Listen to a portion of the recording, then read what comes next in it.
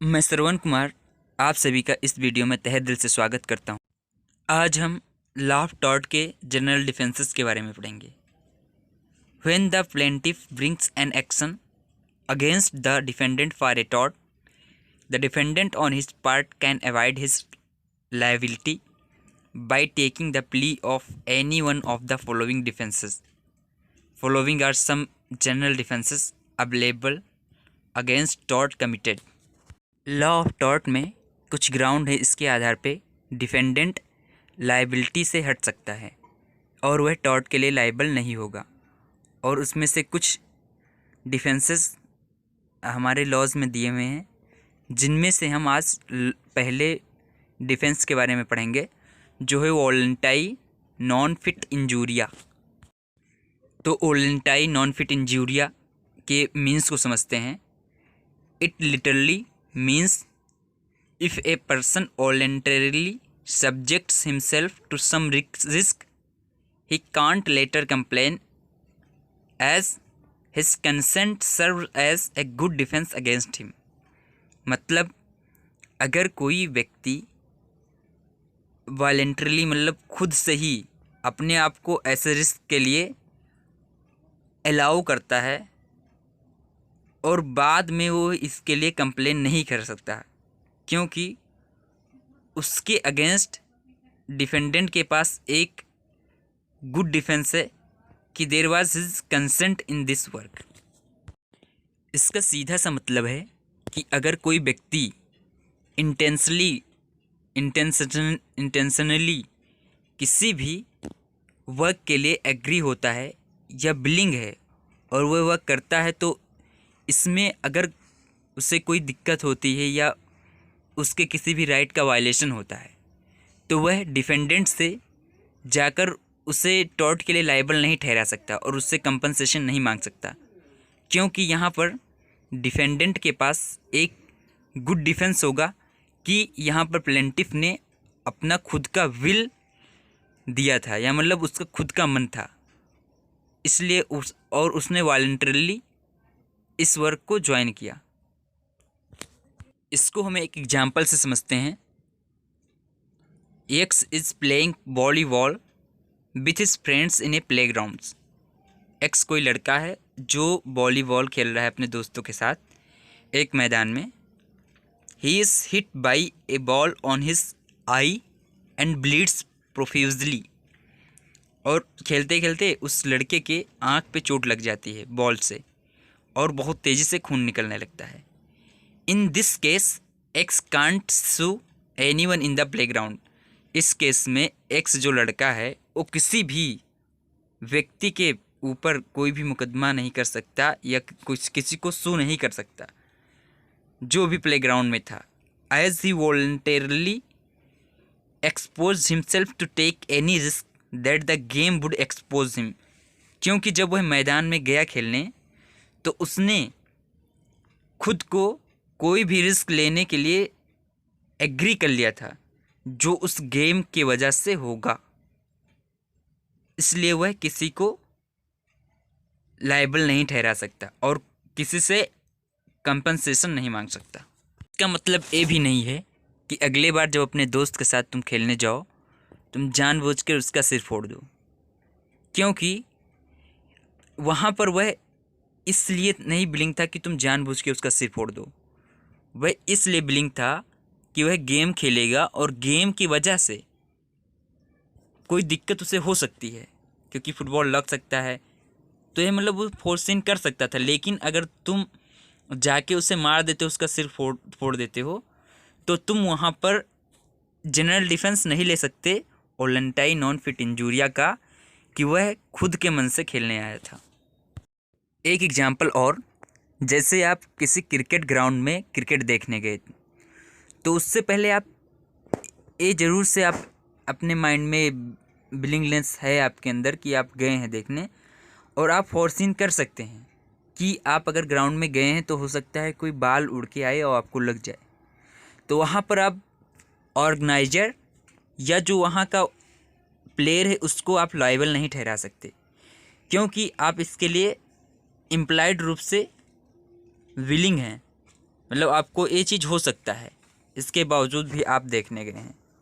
लेकिन अगर वहीं कहीं आप जिस जगह पर खड़े हैं वहाँ के ऊपर का छत टूटकर आपके ऊपर गिर जाता है और आप चोट खा जाते हैं, तब वहाँ पर आपके जो आपका जो डिफेंडेंट होगा, ऑर्गेनाइजर होगा, वो यह डिफेंस नहीं ले सकता कि यहाँ पर वॉलेंटाइन नॉन फिट इंजूरिया है इसलिए मैं लायबल नहीं हूँगा।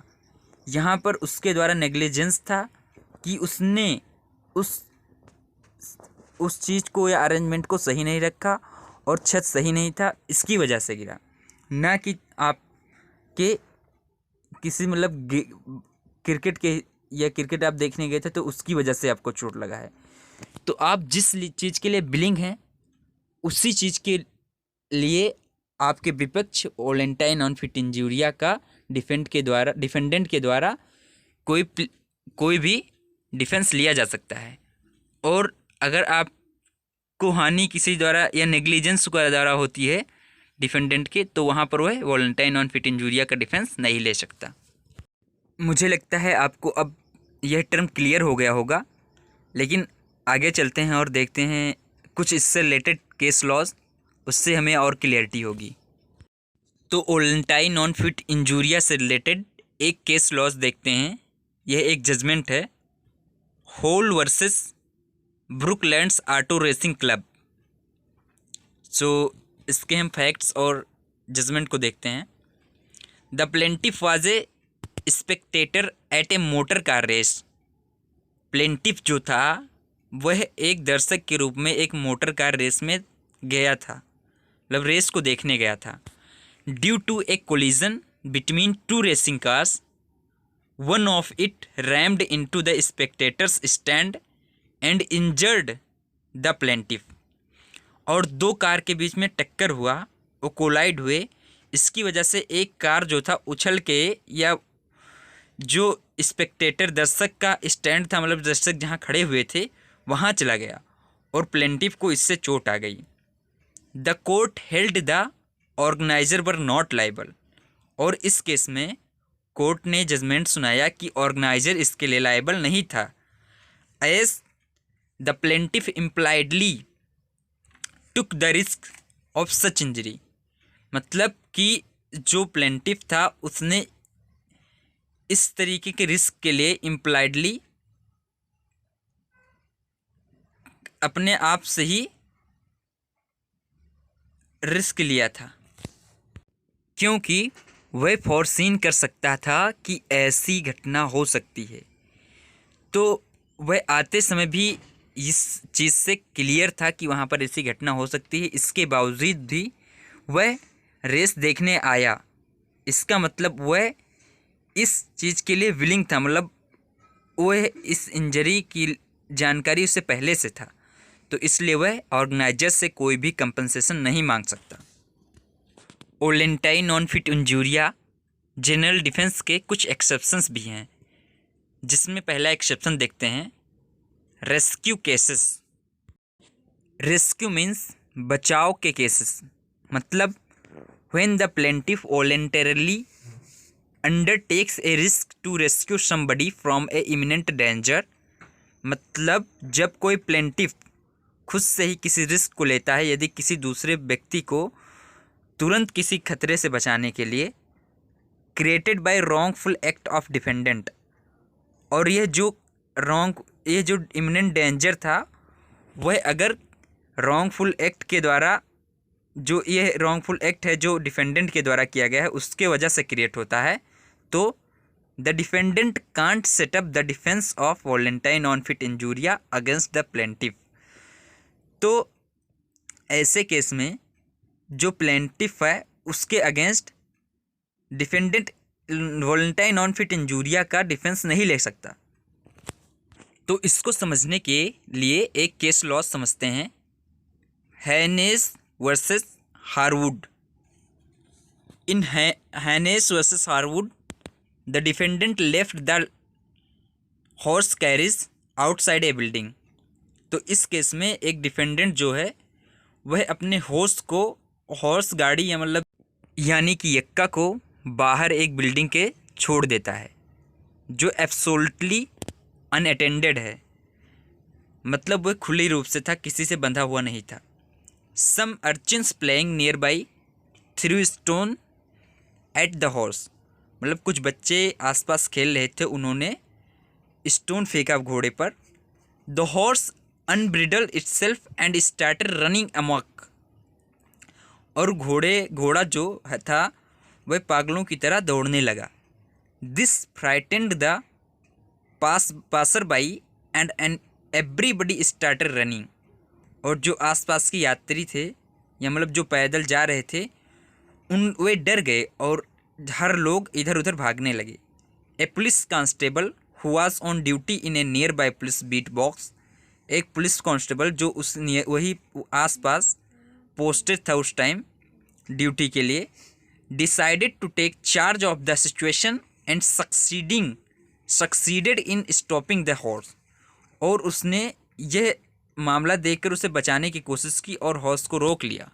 In the process of doing so he sustained injuries and claimed damages from the defendant, और वह घोड़े को रोकते समय पुलिस वाला जो कांस्टेबल था उसको चोट भी आ गई, वह इंजर्ड भी हो गया, तो इसके लिए उसने डिफेंडेंट से डैमेजेस मांगा। The defendant was held liable and was prevented from setting up defences of voluntary non fit injuria, और जो डिफेंडेंट था उसको लाइबल माना गया कोर्ट के द्वारा और उससे वॉलंटरी नॉन फिट इंजूरिया का डिफेंस नहीं लेने दिया गया। और अब वॉलंटरी नॉन फिट इंजूरिया के सेकंड एक्सेप्शन को देखते हैं, जो बी पार्ट है। Workmen's compensation act, an employer can't escape from his liability arising out of his negligence in insuring the employees safety, मतलब अगर कोई भी एम्प्लॉयर है जो रोज़गार दे रहा है, जो मालिक है, वह कभी भी अपने लाइबिलिटी से बाहर नहीं जा सकता अगर उसके नेग्लिजेंस की वजह से किसी भी तरीके से काम करने वाले एम्प्लॉय का दिक्कत हुआ हो। आपने हमारा वीडियो बहुत ध्यान से सुना, इसके लिए बहुत बहुत धन्यवाद।